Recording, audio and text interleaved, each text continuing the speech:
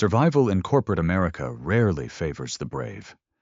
It rewards those who keep their heads down, do the work, and clock out to be with the people who matter. Tom, a single dad scraping by paycheck to paycheck, understood this implicitly.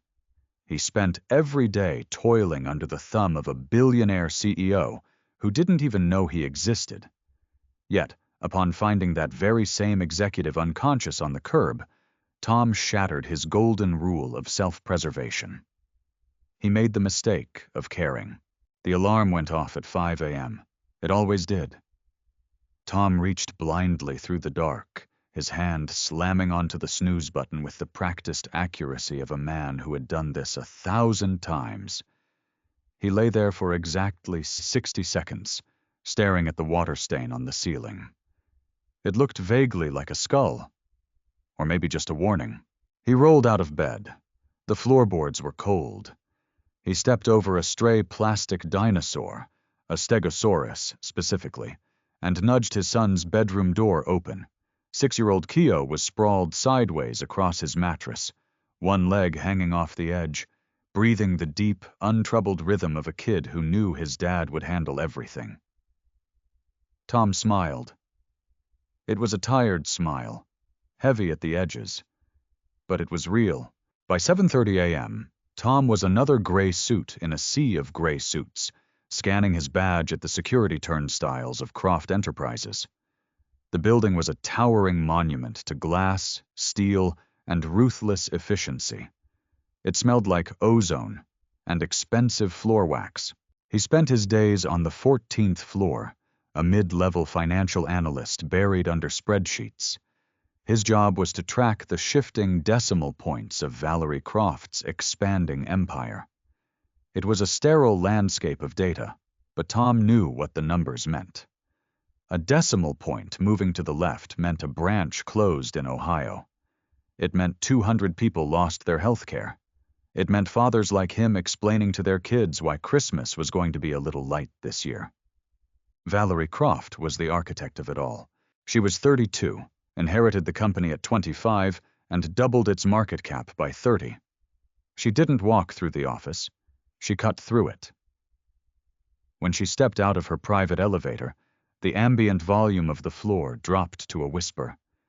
She was sharp edges and cold calculation, usually dressed in tailored charcoal or black, her expression permanently locked into a mask of polite disdain.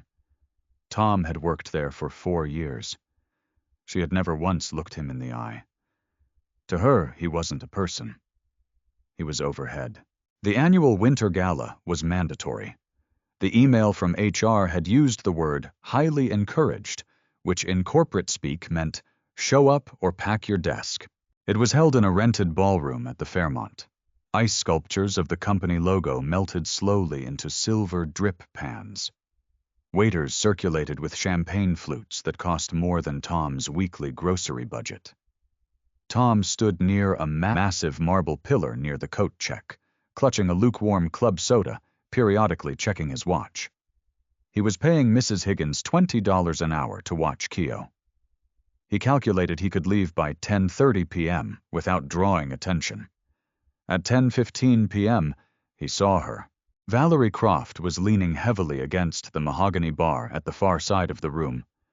She was wearing a midnight blue evening gown that clung to her like a second skin, but her posture was entirely wrong. The rigid, terrifying CEO was gone. She was swaying. Tom watched as a bartender handed her a lowball glass filled with amber liquid. She didn't sip it. She threw it back like it was water, slammed the glass down, and gestured for another. Tom frowned. It was common knowledge that Valerie Croft didn't drink in public. She never yielded an inch of control.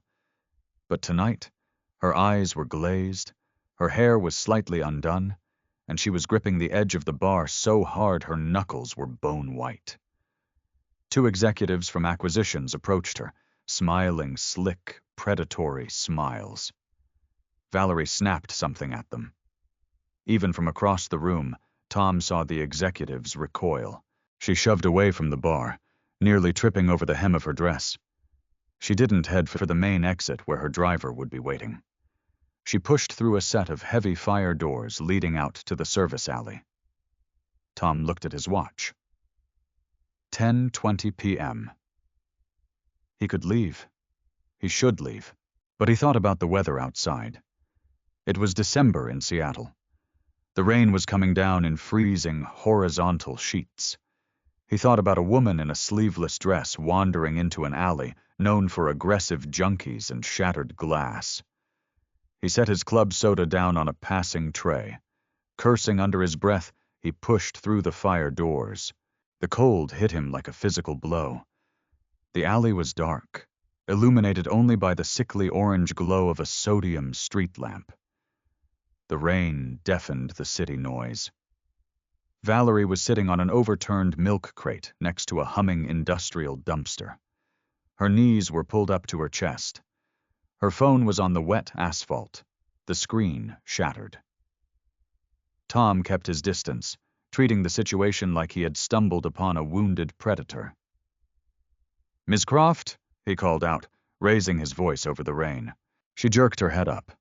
Her mascara was running, cutting black rivers through the expensive foundation on her cheeks. She squinted at him. "Who the hell are you?" Her words were thick, stumbling into each other. "Tom Harris. Financial analysis. Floor 14. He took a slow step forward, taking off his suit jacket. "You're freezing. Let's get you back inside. I can find your driver." "No driver," she slurred, wrapping her arms tightly around herself. She shivered violently. "Fired him. Fired everyone today. Board meeting. Bastards tried to vote me out of my own father's company. I showed them." She let out a laugh that sounded like dry leaves scraping across concrete. "I showed them." Tom stopped. So that was it. A corporate coup. She had survived it, but the adrenaline had crashed, leaving her here, self-medicating in the dark. "Okay," Tom said evenly. He held out his jacket. "Put this on. Let's get you a cab." Valerie stared at the jacket like it was a trap. Then, another violent shiver racked her thin frame. She snatched it from his hands, burying herself in the oversized gray wool. "I'll call HR," she muttered, trying to stand and immediately failing, her ankle rolling in her stiletto. She fell back onto the crate. "I'll have you fired for looking at me." "Noted," Tom said, utterly devoid of emotion. He pulled his own phone from his pocket. He didn't care about her threats. He cared about the fact that her lips were turning blue. "I'm calling a taxi." The inside of the yellow cab smelled intensely of pine air freshener and old cigarette smoke. It was a sensory nightmare, but it was warm. Valerie was slumped against the passenger door. Tom's jacket swallowed her up. Her eyes were closed, her breathing heavy and erratic. Tom sat as far away from her as the cramped back seat allowed. His internal monologue was a chaotic loop of worst-case scenarios. If she woke up confused, she could accuse him of kidnapping. If someone snapped a photo of them leaving together, the office rumor mill would end his career by 9 a.m. tomorrow. "Where to, buddy?" the driver asked, eyeing them through the rearview mirror. Tom looked at Valerie. "Miss Croft, I need your address." She groaned, her head rolling against the smudged window. "Mercer Island. The Point." She mumbled a gate code before drifting off again. Tom relayed the information to the driver. The cab lurched forward into the slick, rain-swept streets. The drive took 30 minutes. The entire time, Tom stared out the window, watching the neon signs bleed into the wet pavement. He thought about Keo. He texted Mrs. Higgins, promising her an extra $50 for keeping him late. He checked his bank account app on his phone. The balance was $140.50. The taxi fare was going to eat half of that. He felt a familiar grinding knot in his stomach. "We're here," the driver announced, slamming on the brakes. Tom looked out. They were parked in front of a massive wrought iron gate. Beyond it, A sprawling, modern mansion sat on a cliff overlooking the dark waters of Lake Washington. It looked less like a home and more like a fortress. "Mrs. Croft," Tom said, gently tapping her shoulder. "We're here. You need to open the gate." Nothing. She was completely unresponsive. Tom sighed. He unbuckled his seatbelt and leaned over, rummaging through the small clutch purse she had brought. A tube of lipstick, a platinum credit card.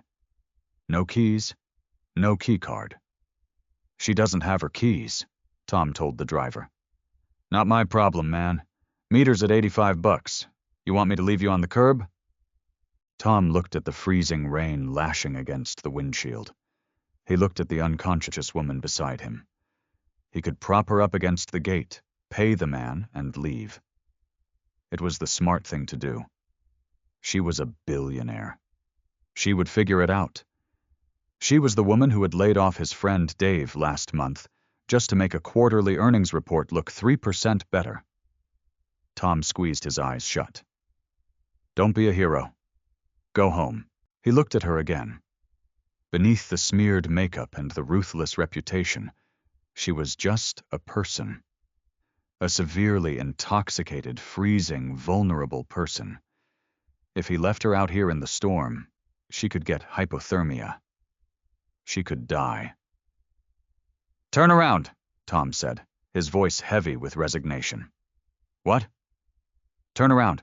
Take us to Capitol Hill, 14th and Pike." The driver shrugged. "Your funeral, buddy." An hour later, the taxi pulled up to a faded brick apartment building. Tom paid the driver, wincing as he handed over nearly all the cash he had. He stepped out into the rain, opened the passenger door, and caught Valerie as she practically tumbled out. She was dead weight. Getting her up 3 flights of stairs was a grueling, agonizing process.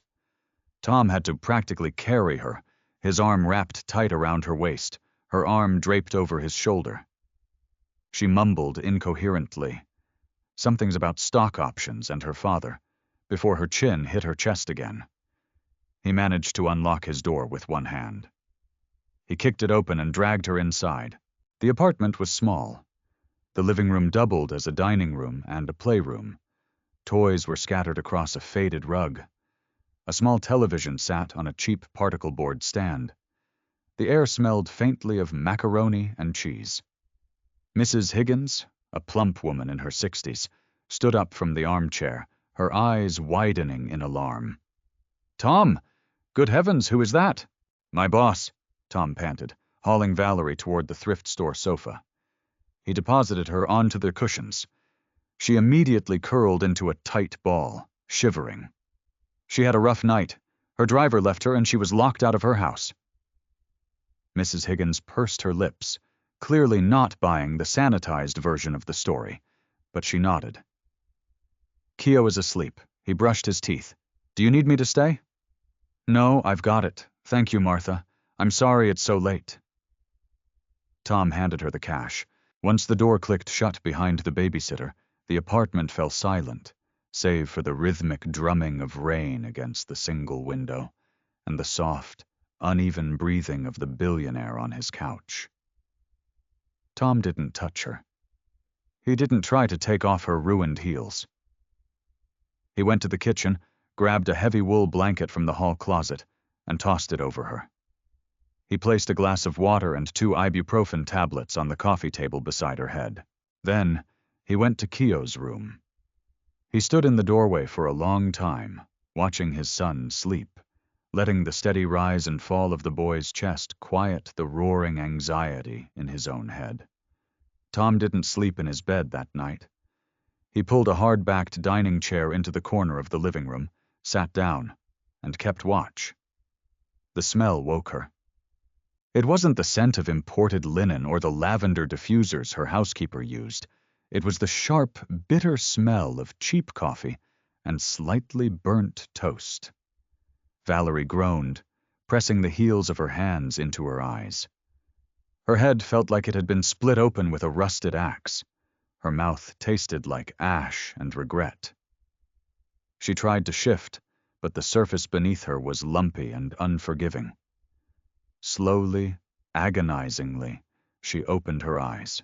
She was staring at a wall covered in crayon drawings, stick figures holding hands under a violently yellow sun, a misshapen dog. Panic, cold and sharp, pierced through the fog of her hangover. She sat up too fast, the room spinning wildly. She grabbed the edge of the sofa to steady herself.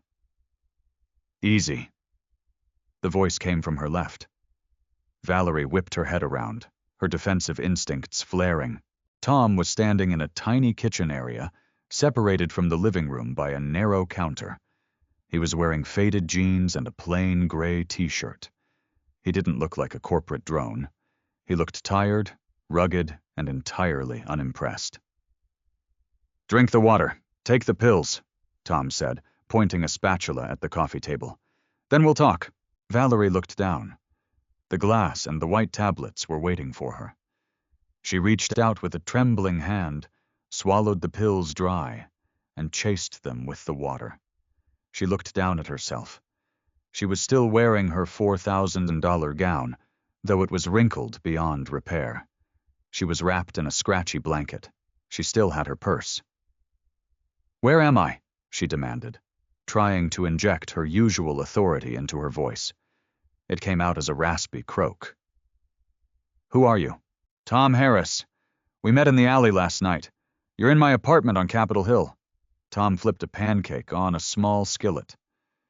"You were locked out of your estate. Your phone was broken. You passed out in the cab. I couldn't leave you in the rain, and I couldn't leave you on your porch." Valerie's mind raced, struggling to piece together the shattered fragments of the previous night. The gala, the scotch, the crushing weight of the board's betrayal, the alley. She looked around the room. It was painfully small. Worn furniture, scuffed floorboards, a stack of unpaid bills sitting under a plastic dinosaur on the kitchen counter. This was how her employees lived. The realization made her deeply uncomfortable. "If this is a shakedown," Valerie said, her voice hardening, "if you took photos of me, or if you plan on going to the press, my lawyers will bury you so deep you won't see daylight for a decade." Tom didn't even blink. He slid the pancake onto a plate. "I make $65,000 a year, Ms. Croft. I don't have the time or the energy to blackmail you. I brought you here because I didn't want you to freeze to death. That's it." Before Valerie could respond, a door down the short hallway creaked open. A small boy, wearing mismatched pajamas and rubbing his eyes, padded into the living room. His hair was a chaotic nest of brown curls. He stopped when he saw Valerie on the couch. "Dad," the boy asked, his voice thick with sleep. "Who is that?" "That's Miss Croft, buddy," Tom said, his entire demeanor shifting. The hard, cynical edge vanished, replaced by a deep, resonant warmth. He walked out from behind the counter, kneeling to eye level with the boy. "She's a guest. She wasn't feeling well last night." Keo looked at Valerie. Valerie froze, terrified of children. She didn't know how to speak to them. They didn't understand leverage or ROI.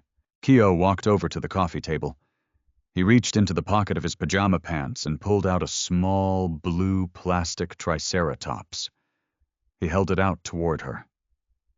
"You can hold it," Keo said seriously. "He protects me from monsters." Valerie stared at the toy. She looked at the boy's earnest face. Then she looked at Tom, who was watching her with a quiet, guarded intensity. Slowly she reached out and took the plastic dinosaur. Her hand was shaking. "Thank you," she whispered.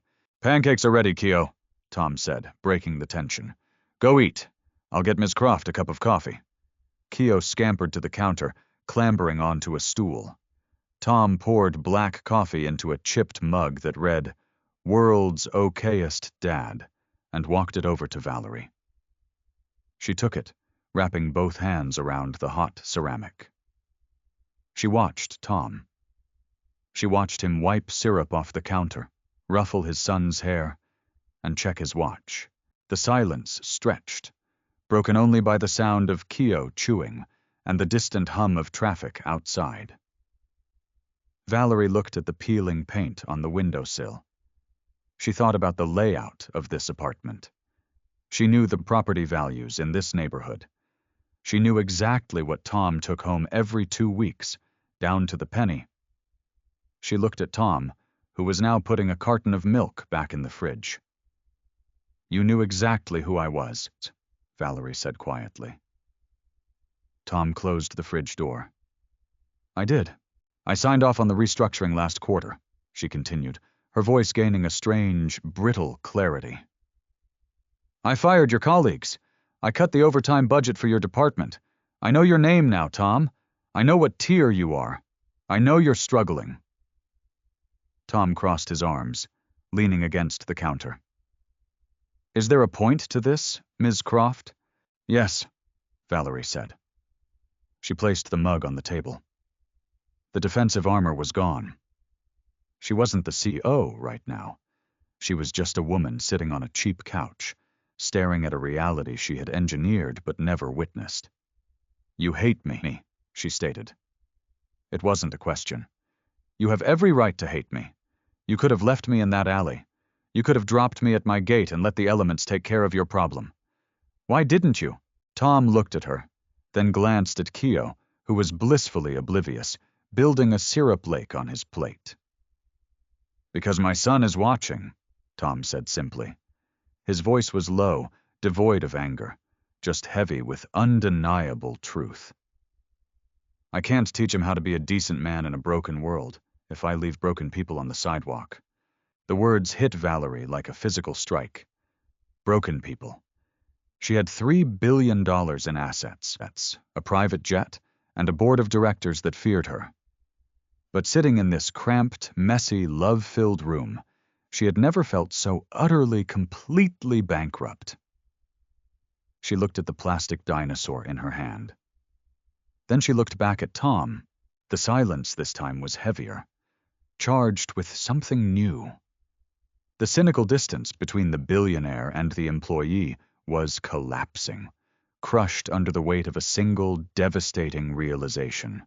She swallowed hard, fighting the sudden, terrifying sting of tears behind her eyes. "Tom?"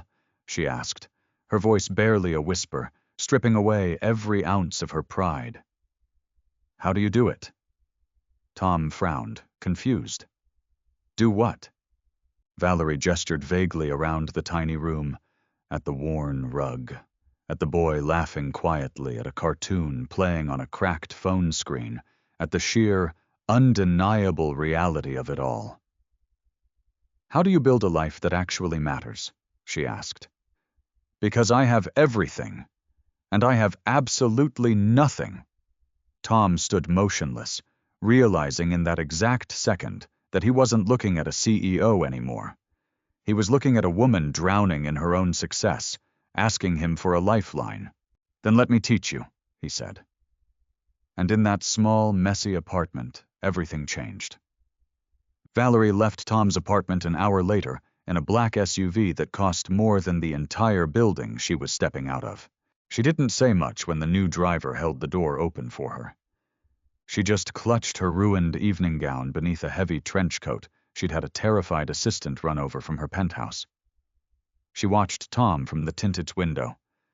He was standing on the curb in the freezing drizzle, holding his son's hand. He didn't wave.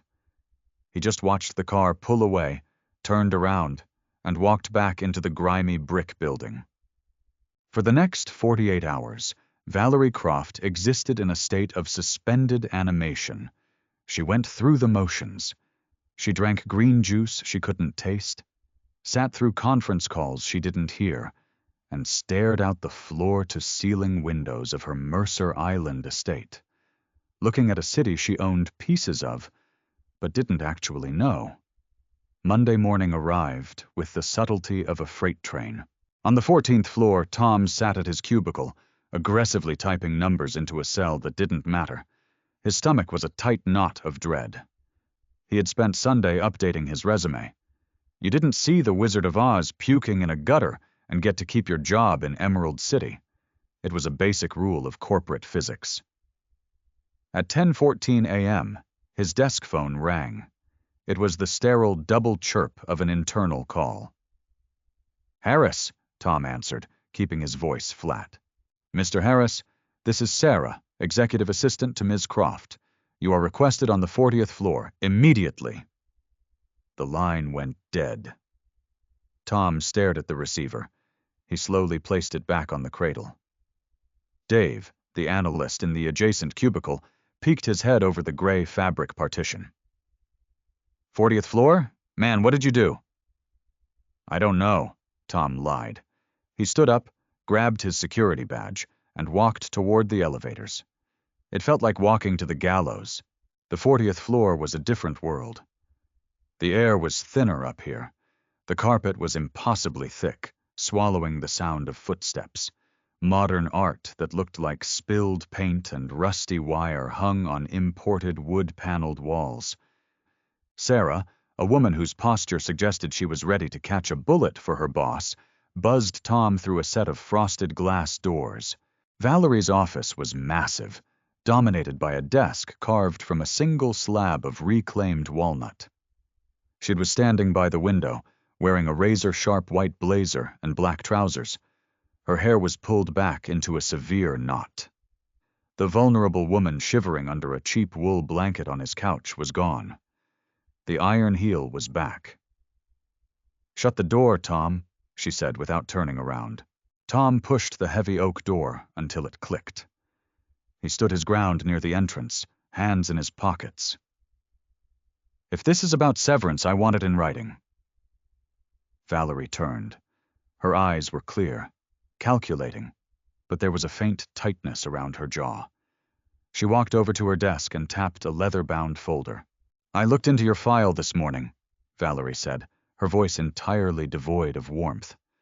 "You've been here 4 years. Your performance reviews are perfectly average. You never volunteer for extra projects. You clock out at exactly 5 p.m. You are the textbook definition of a placeholder." Tom clenched his jaw. "I do the job I'm paid for. I don't live for the company. I live for my kid. If that's a fireable offense, go ahead and print the paperwork." Valerie didn't blink. "I don't want to fire you. I want to promote you." Tom laughed. It was a harsh, cynical sound. "Right. To what? Chief Apology Officer?" "Special liaison to the CEO," Valerie said, sliding the folder across the desk. "Effective immediately. You'll be moved to an office on this floor. Your salary will be tripled. You will report directly and only to me." Tom didn't step forward to take the folder. He just stared at her. "Why?" "Because," Valerie said, her voice dropping an octave, losing some of its corporate polish, "every single person on this floor is a yes man.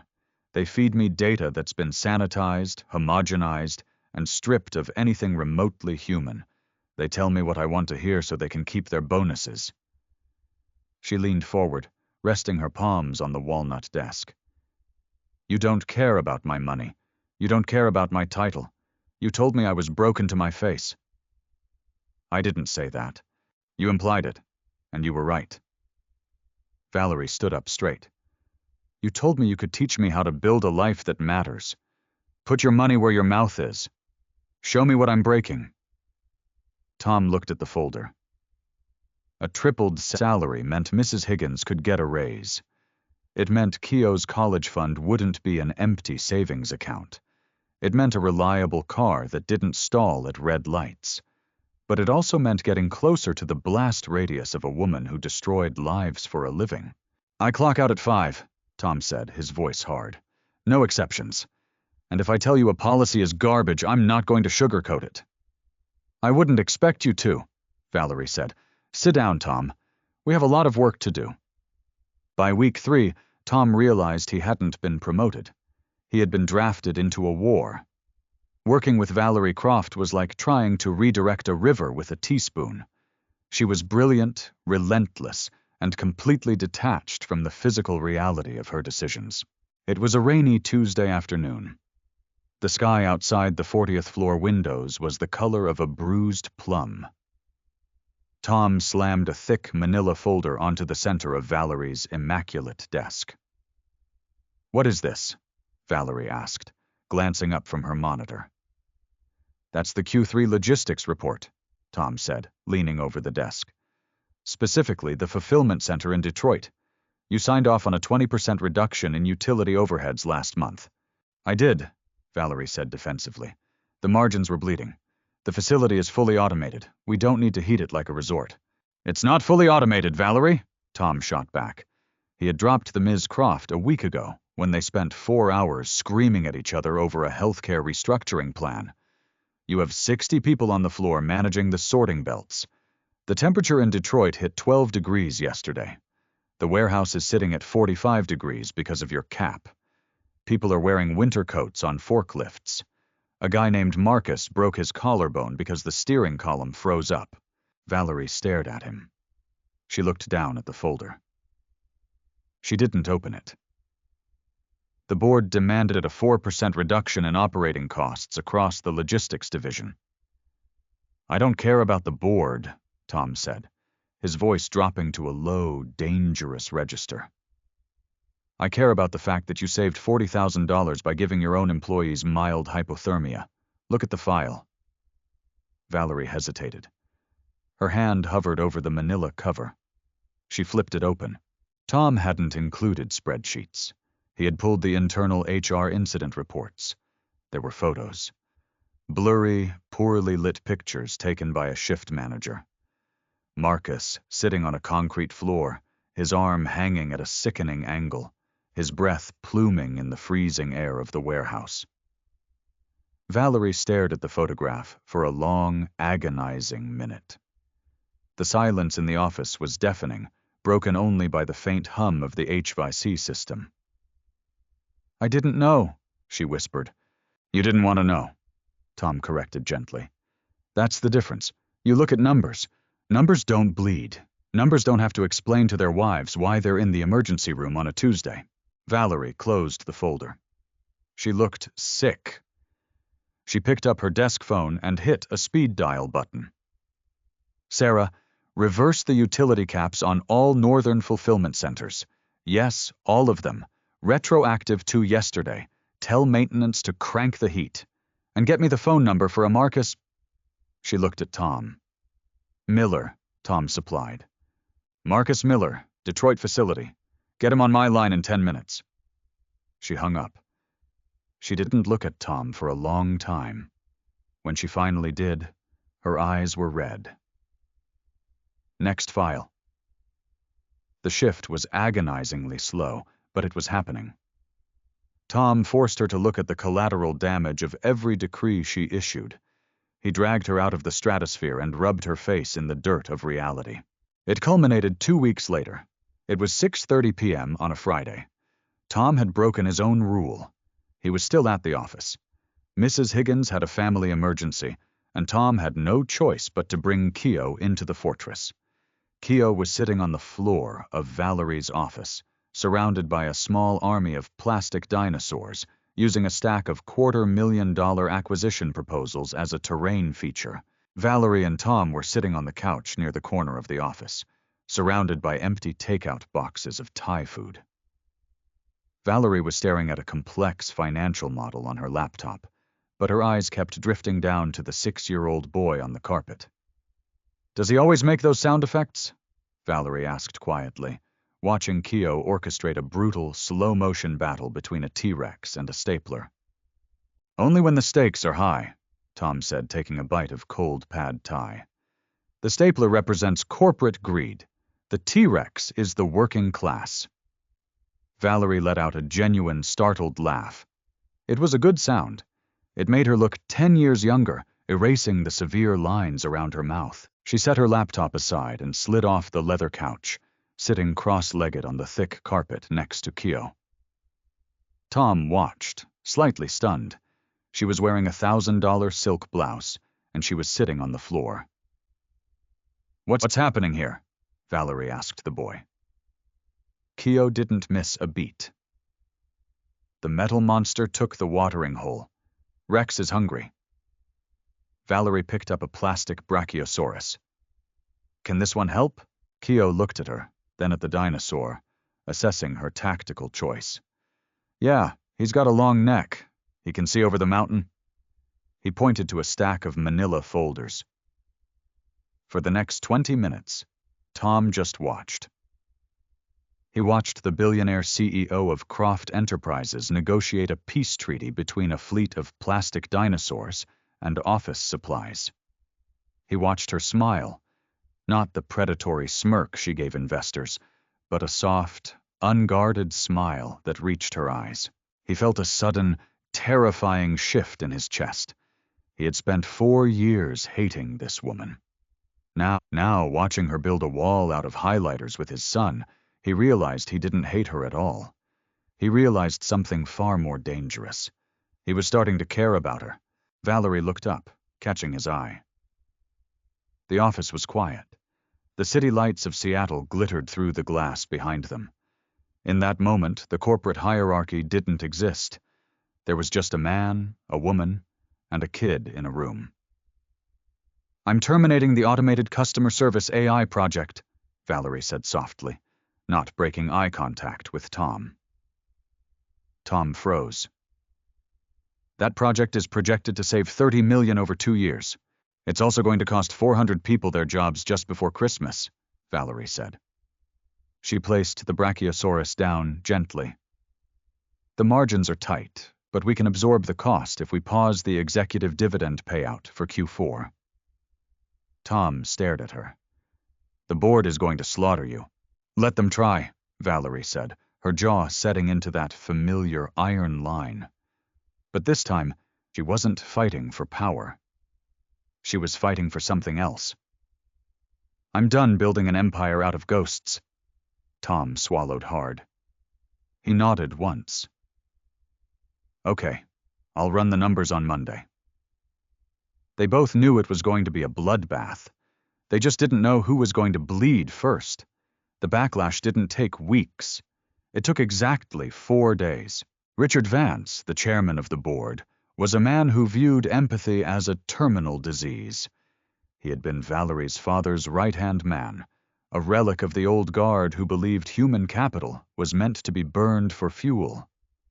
Tom was sitting in his office, a glass box adjoining Valerie's suite, when he saw Richard marching through the frosted double doors. Richard was flanked by 2 other board members. They didn't look like they were here to negotiate. They looked like an execution squad. Tom stood up, walking out of his office just as Richard bypassed Sarah's desk entirely and threw open the door to Valerie's inner sanctum. Tom slipped in behind them, shutting the door. Valerie was standing by the window. She didn't flinch. Richard, Valerie said coldly, you don't have an appointment. I don't need an appointment to stop you from burning this company to the ground, Richard snapped. He threw a thick, leather-bound portfolio onto her desk. The slap of leather on wood echoed like a gunshot. What is this, Valerie? You canceled the AI rollout.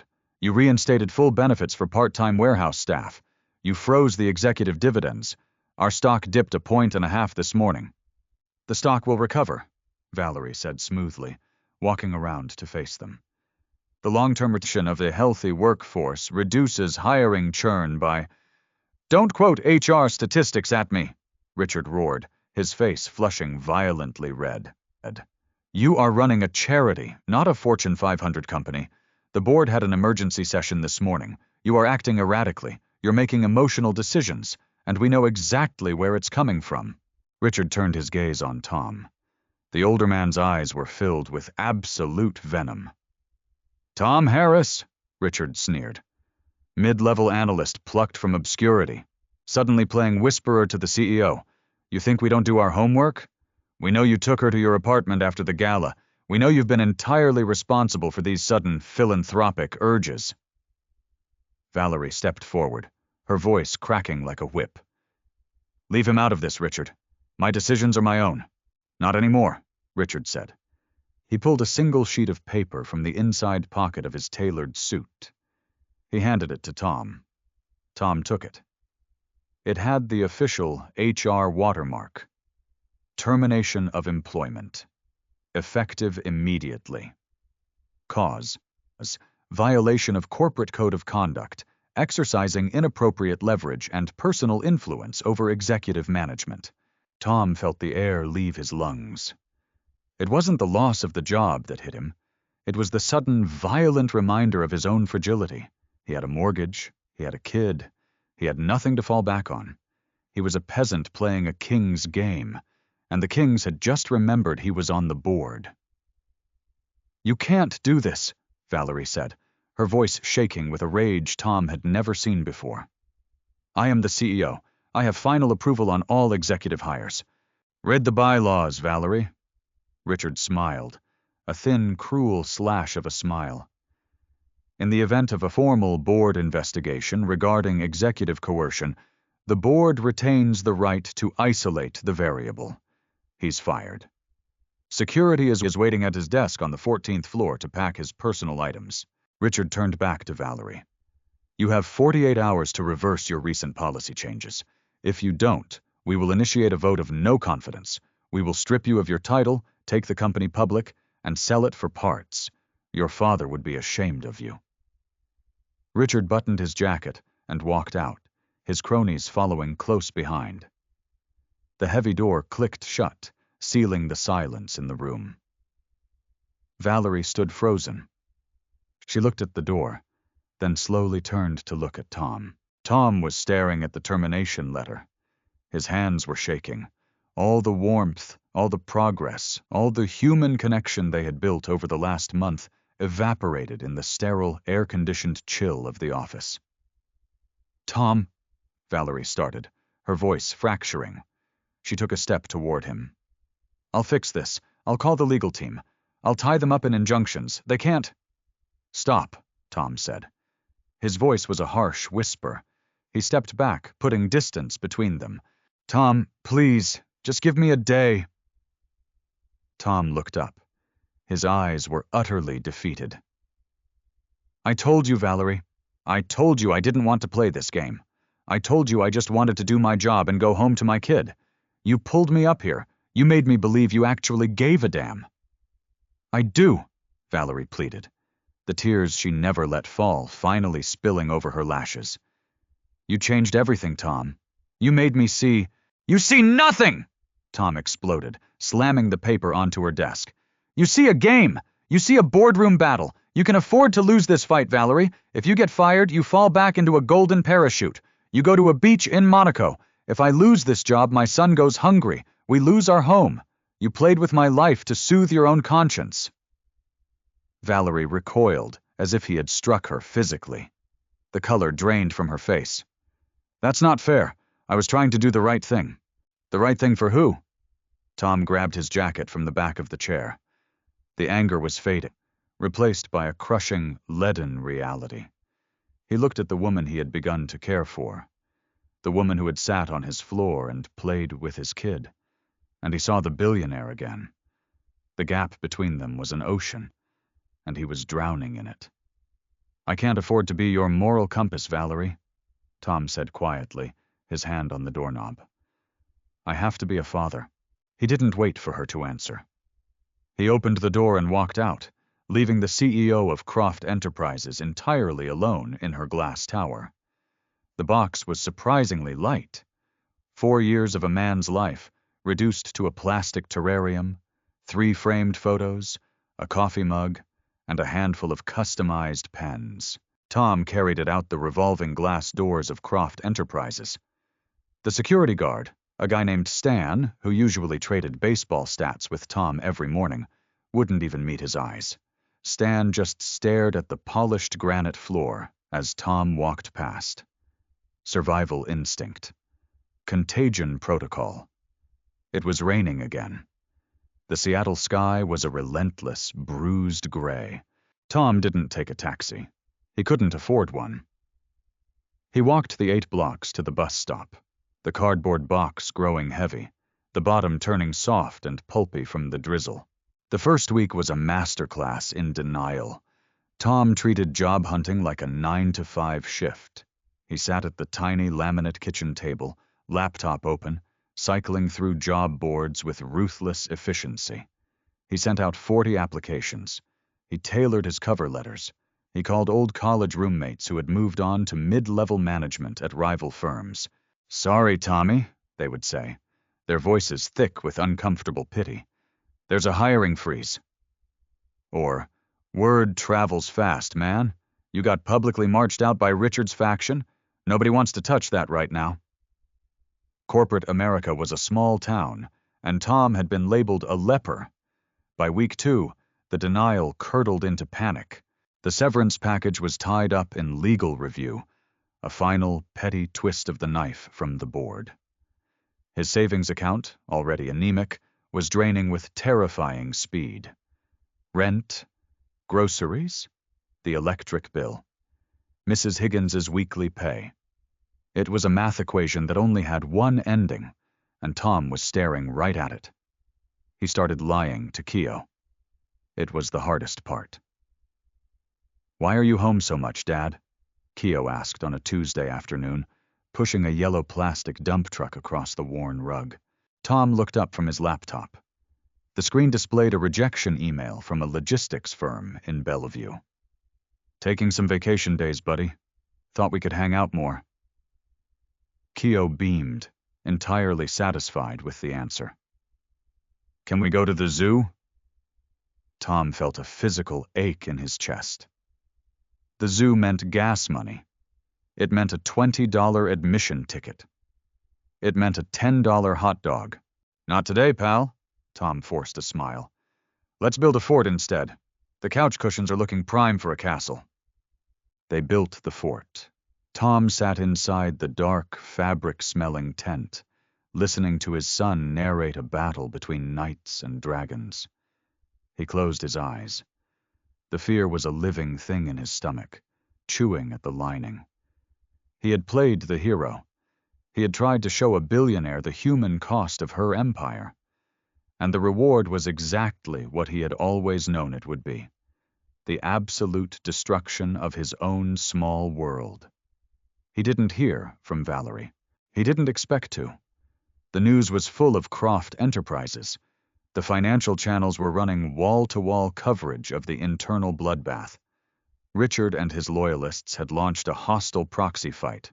They were rallying institutional investors, leaking stories to the press about Valerie's erratic behavior and emotional instability. Tom watched it on the muted television while Keo slept. Valerie looked different in the press conference clips. The tailored suits were there, the immaculate hair was there, but the mask had cracked. She looked exhausted. She looked like a woman fighting a war on 2 fronts. He turned the television off. It wasn't his fight anymore. He had an interview for a night manager position at a grocery store the next morning. It paid 1/3 of his old salary, but it was money. He went to the kitchen and opened the fridge. A half-gallon of milk, a block of cheap cheddar, 2 apples. He stared at the sparse shelves. The cynic in him, the voice he had silenced for a month, screamed in his ear. "This is what happens. You look up, you get your throat cut."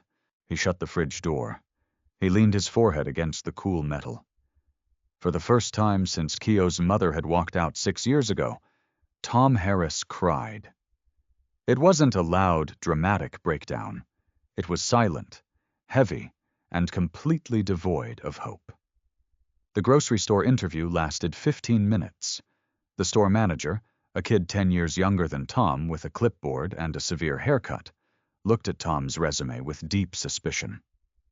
"You were a senior analyst at a multi-billion-dollar firm," the manager drawled. "Why do you want to manage the graveyard shift in produce?" "Because I have a kid and a mortgage," Tom said flatly.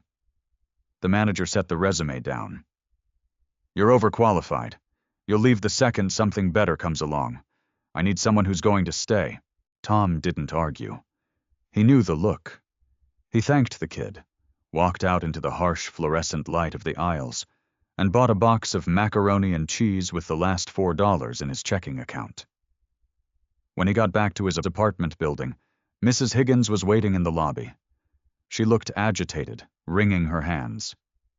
"Tom," she said quickly as he pushed through the glass doors. "I'm sorry. I tried to tell her you weren't home, but she insisted on waiting." Tom frowned. Who?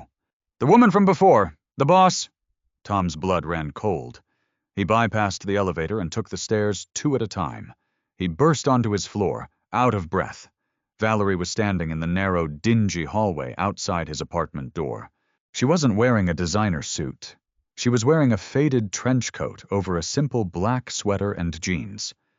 Her hair was pulled back in a messy ponytail. She looked like she hadn't slept in a week. There were dark, heavy bags under her eyes, and her posture was stripped of all its usual terrifying command. Tom stopped at the top of the stairs, clutching the plastic grocery bag. They stared at each other for a long moment. The silence was thick, loaded with unspoken accusations and unhealed wounds. You shouldn't be here, Tom finally said, his voice rough. I know, Valerie replied. Her voice was quiet, deflated. Can we go inside? Please. Tom looked at her. He wanted to scream at her. He wanted to tell her exactly what her little moral awakening had cost him. But looking at her now, she didn't look like the CEO who had destroyed his life. She looked like the freezing woman in the alley. He walked past her, unlocked the door, and pushed it open. Kio's at school, he said curtly. You have 5 minutes. Valerie stepped inside. She didn't sit down. She stood in the center of the living room, looking at the faded rug, the cheap television, the pile of final notice bills stacked on the kitchen counter. She saw the box of mac and cheese poking out of the grocery bag Tom set down. She closed her eyes. A slow, shuddering breath escaped her lips. They won, Tom said, crossing his arms.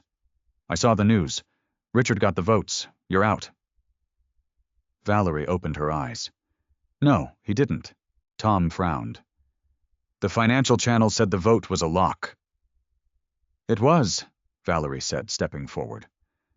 Richard had the board. He had the institutional investors. They were going to strip me of the CEO title this morning at 9 a.m. So, what happened? I burned the ships, Valerie said simply. Tom stared at her. What does that mean? Valerie reached into her coat pocket and pulled out a folded piece of paper. She set it on the coffee table. I spent the last 2 weeks digging, Valerie said, her voice gaining a fraction of its old steel.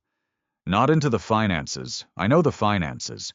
I dug into the internal communications, the safety reports you showed me, the cost-cutting measures the board forced through over the last 5 years. I found the emails. I found Richard explicitly ordering the suppression of injury reports in the Detroit Fulfillment Center, and 3 others to artificially inflate the stock price before his own scheduled stock sell-offs. Tom felt the air leave the room. That's insider trading. That's federal fraud. Yes, Valerie nodded. It is. If you took that to the SEC, Tom started, his mind racing through the implications. The stock will plummet. The company will be investigated. It will cost Croft Enterprises billions. I know, Valerie said. I dropped the files on the desk of the regional director of the SEC at 8:00 a.m. this morning. I sent copies to the Wall Street Journal and the New York Times. By noon today, Richard and 3 other board members are going to be federally indicted. Tom was speechless. He looked at the woman standing in his living room.